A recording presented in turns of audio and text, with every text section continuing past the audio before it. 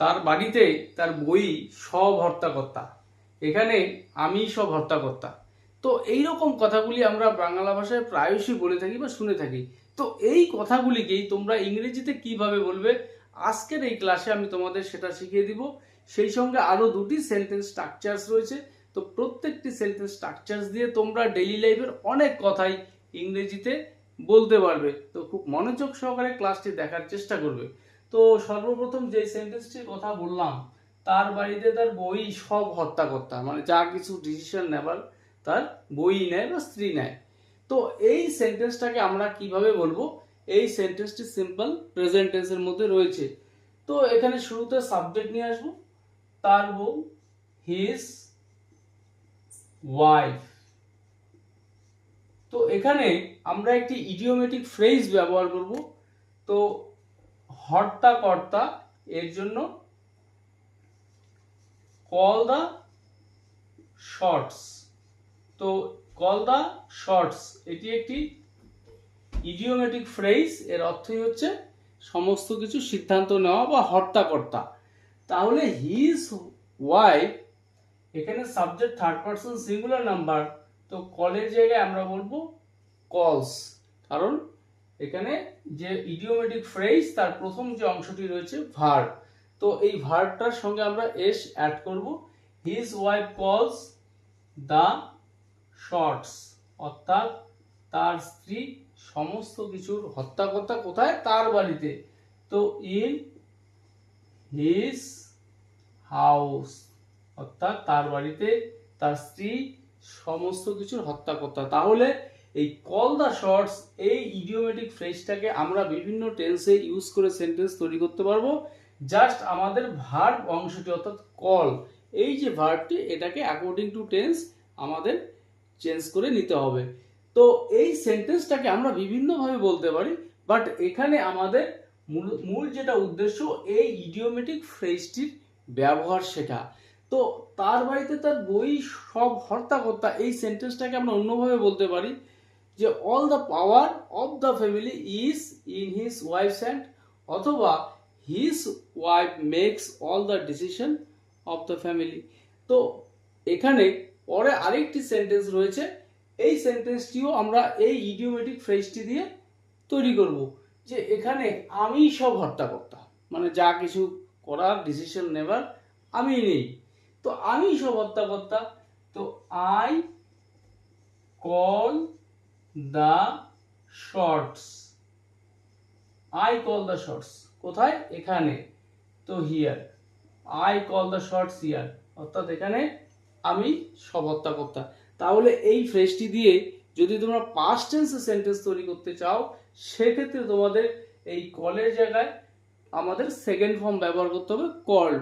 যেরকম একটি সেন্টেন্স আমি বলছি যে the assistant headmaster called the shots, অর্থাৎ সমস্ত কিছুর হর্তাকর্তা ছিলেন অ্যাসিস্ট্যান্ট হেডমাস্টার। যদি আমরা পাস্ট টেন্সে বলি তো কলের জায়গায় বলবো কল্ড। আশা করি তোমরা এই ফ্রেজটিকে ব্যবহার করে এই জাতীয় সেন্টেন্সগুলো তৈরি করতে পারবে।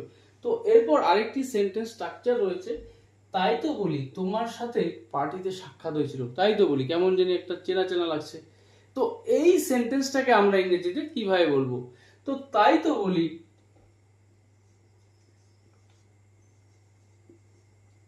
কাম to think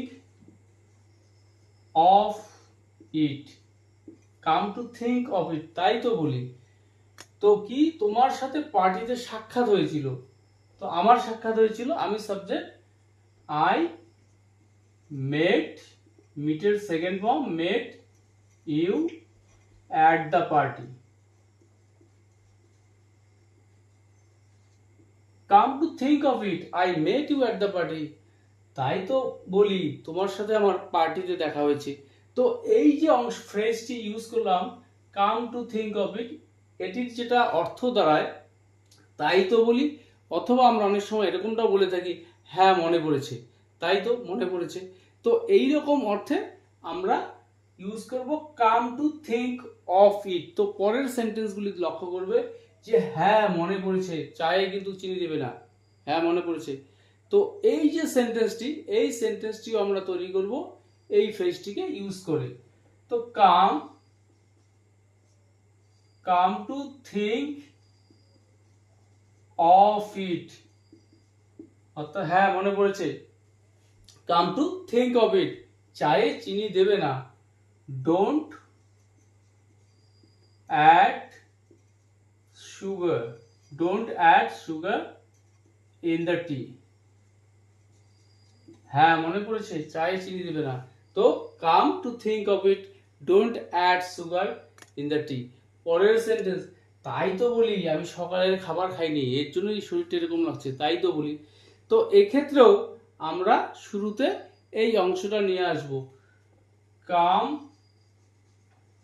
two think of it, তাই তো বলি আমি সকালের খাবার খাইনি, I did not take my, আরো দুটি সেন্টেন্স রয়েছে, যে আমি চোরটির গোপন ডেরা জানতে পেরেছি। আমার বিড়ালের প্রিয় আড্ডার জায়গা বা গোপন ডেরা যেটা, সেটা হচ্ছে একটি ঝোপ। তো এই কথাগুলোকে আমরা ইংরেজিতে কিভাবে বলবো, যে আমি চোরটির গোপন ডেরা জানতে পেরেছি। তো I have come to know about the hideout, তো এই hideout শব্দটির অর্থই হচ্ছে গোপন ডেরা বা আড্ডা যেটা জায়গাটা। I have come to know about the hideout of the thief, অর্থাৎ চোরটার গোপন ডেরা বা আড্ডা আমি জানতে পেরেছি। পরের সেন্টেন্স, আমার বিড়ালের প্রিয় আড্ডার জায়গা বা গোপন ডেরা হচ্ছে একটা ঝোপ। তো my cat's favourite hideout, favorite hideout is a bush, my cat's favorite hideout is a bush, অর্থাৎ আমার বিড়ালের প্রিয় আড্ডার জায়গা বা ডেরা হচ্ছে তার একটা ঝোপ।